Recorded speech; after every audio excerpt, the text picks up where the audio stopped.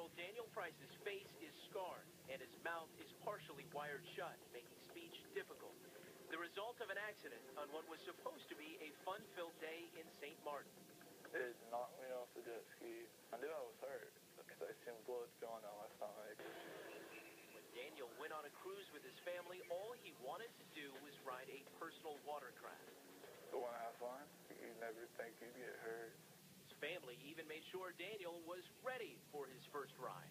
I made him take a watercraft safety course, so it made me feel better. The class couldn't prepare him for the inexperience of others on the water.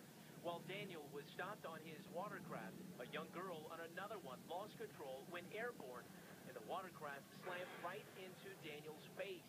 Horrible. I've been hit hard in football where I wanted to quit, but the jet ski was 10 times as hard. His face immediately swelled up to where it didn't even look like him at all. At that point, I was just worried about him making it. Dina rushed the teenager to the hospital. For them to say we don't have the facilities to take care of his injuries. 24 hours later, Daniel was airlifted to Miami Children's Hospital, where a team of doctors started working on him. Amazingly, Daniel didn't have any major injuries to his body, but his young face was in bad shape. Daniel broke every bone in the mid-face, so if he had not been reconstructed, he would have been disfigured. This 3D image shows the numerous breaks and fractures. He broke the jaw in multiple pieces. He broke it all the way up to the eyeball sockets. Both of the floors of the eyeballs were broken. He broke every bone in his nose. I went to the restroom and there was a mirror in there, and I seen it. Oh my God. Daniel is one of many who end up in South Florida hospitals with personal watercraft injuries. You may remember back in 2011, singer Sean Kingston was nearly killed when he slammed into a bridge on Miami Beach.